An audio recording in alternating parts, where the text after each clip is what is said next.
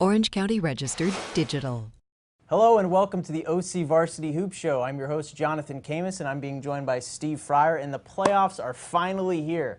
This is our playoff preview spectacular, and we're starting off with a brand new division, the CIF Open Division, Steve. And there was some thought, hey, how many teams are going to go into this division? Maybe 12, but it's actually 16, and only one Orange County team made it in, and that's Mater Dei. Yeah, not to be surprised by that at all, Jonathan. You know, Mater Dei #1 in the nation in some polls, #1 in state. And by the way, this is the best of the best division. This is what this is all about. The best of the best, sir. Yes, it is. And so it looks pretty good. Mater Dei opens with Cantwell Sacred Heart. Mater Dei, the top seeded team in this division. Cantwell Sacred Heart, like a lot of teams in this division, have been in the state top 20 at one time or another. It's like all 16 teams, you know, are somewhere in the top 20 or have been at one point or another. A couple interesting things about this division, Jonathan, is that it's like a tournament, like a December tournament. There's a consolation bracket. You lose in the first round, you can go to the consolation bracket. All first round winners go to the state regionals. The tournament for state, they start with Southern California Regional, so all the first round winners go, and the consolation champion goes too, and then there's some room for some at-large teams. So some teams that lost the second round or something like that might go to the state tournament as well. So it's a wild division, and they do have some great teams in this thing. A lot of games to cover there, Steve. One of the teams that didn't make it into the Open Division, they were kind of borderline, was El Toro. And the Chargers are in Division I-A. This division is absolutely loaded. The Chargers, heartbreaking last year. They were in the championship game and lost it in the closing minutes there, Steve. How do you like the Chargers' chances in Division I-A? Well, I think they look really good. One thing that sort of helped them was the creation of the Open Division, pulled the top-ranked team in the division, JW North Riverside, into the Open Division. A lot of people thought El Toro might go into the Open Division too. I'm kind of glad they didn't because, you know, as good as they are 24-2 coming into the playoffs, you know, it's kind of like just a community team. A bunch of local guys have been playing NJB ball together since they were 8 years old. So it's not one of these sort of basketball factory sort of schools, and there's a lot of private schools also in that Open Division. Last year, like you said, Jonathan, they got to the finals, lost to St. Monica. I think this might be their year. I think they got a shot. All right, and we actually caught up with the Chargers earlier on, and here's what they had to say. I actually like the fact that we get a week to prepare. We get a time to have some of our JV guys come up and practice with us, get some other guys healthy. That's always a bonus for us.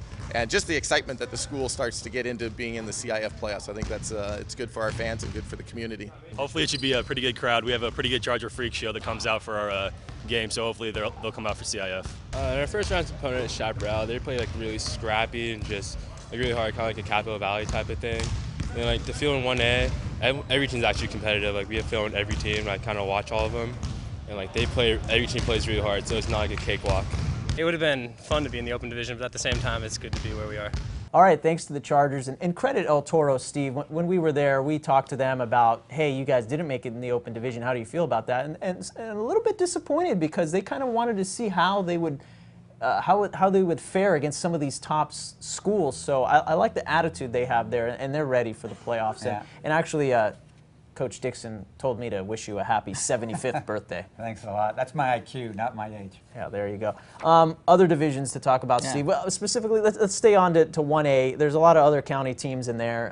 Who else do we see as having a chance to go all the way, and other teams that have some juicy first-round matchups? You know, there doesn't seem to be any team that is going to go really deep. Maybe Villa Park, because they got a matchup, not nightmare for everybody, in 6'10", Lamont Tyler. Wow, you know, having 20-something points a game. You know, one of the leading rebounders in the county. Luke Selway, all-county first-team player last year, turned an ankle, hasn't played of late.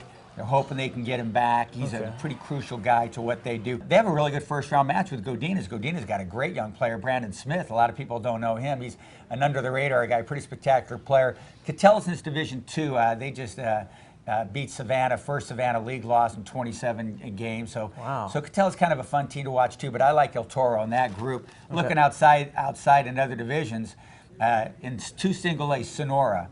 Mike Murphy's coached that team. This is his 27th year. Never been #1 seeded. They're #1 seeded in the 2 single-A division. Never won a CIF title during his tenure. They look really good. And then moving up to 2 AA, top seeded Canyon, and then second seeded Foothill. If they make it all the way through, it's an all-Century League final, Canyon versus Foothill. That would be fun to see. Yeah, that would be absolutely, there would just be a blast because the Century League has probably been the toughest league in all the county this year, and it produced the most exciting matchups.